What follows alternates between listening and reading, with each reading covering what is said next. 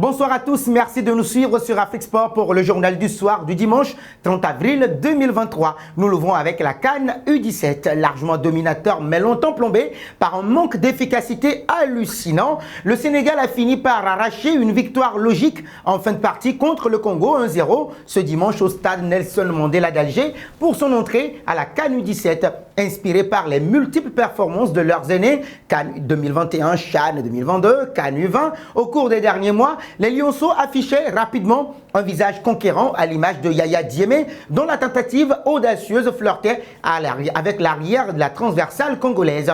Le Sénégal avait eu chaud sur une unique frayeur soudanaise, congolaise j'allais dire, d'une première période presque à sens unique, 15 tirs à 2, plus de 60% de possession. Alors qu'ils semblaient complètement incapables de marquer malgré leur forêt d'occasion, les Lionceaux finissaient par trouver enfin la lumière lorsque le défenseur Serigne Fallou Diouf crucifiait Bonazebi en catapultant un ballon qui traînait dans la surface de réparation après une remise aérienne de l'entrant Pape Ndiaye 1-0, 78e. Voyez-vous le Sénégal faire le carton plein comme avec les U20? Vos réactions sont attendues en commentaire.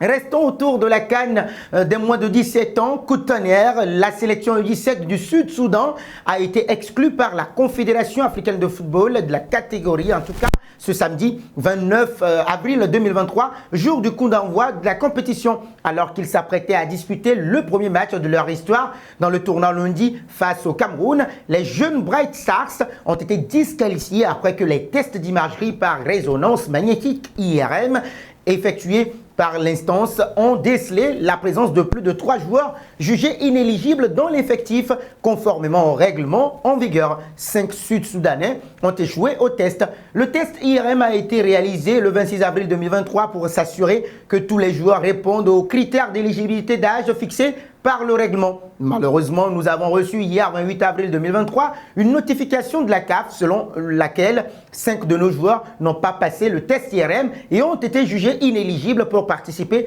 à la compétition, bien que 2 des 5 joueurs fassent partie de l'équipe qui a participé aux qualifications zonales et réussi l'admissibilité à l'IRM en Éthiopie en septembre 2022, a expliqué la Fédération sud-soudanaise de football dans un communiqué publié sur Facebook.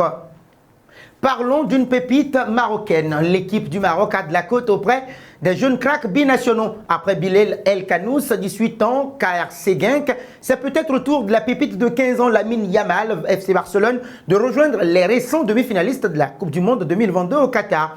C'est du moins ce qu'affirme le journaliste espagnol Juan Fontes dans un podcast sur le Barça. Après être devenu le plus jeune joueur de l'histoire à être appelé avec l'équipe A du Barça le week-end dernier, le superbe gaucher a brisé le record de précocité de ses aînés comme Ansu Fati samedi. D'après Juan Fontes, c'est donc le Maroc qui pourrait se frotter les mains puisque Yamal aurait choisi de jouer pour les Lions de l'Atlas. Et ceci alors qu'il faisait face à un choix de riches. En effet, né en Espagne d'un père marocain et d'une mère équato-guinéenne, le nouveau joyau du Barça avait également la possibilité de revertir le maillot de la Roja espagnole et celui d'une langue nationale. Malgré sa présence avec les sélections de jeunes, le Catalan aurait montré peu d'intérêt à l'idée de représenter l'Espagne et aurait eu, lors d'une conversation téléphonique avec eux, des remarques qui auraient heurté les dirigeants espagnols. Partons en France avec Neymar, blessé contre Lille le 19 février dernier.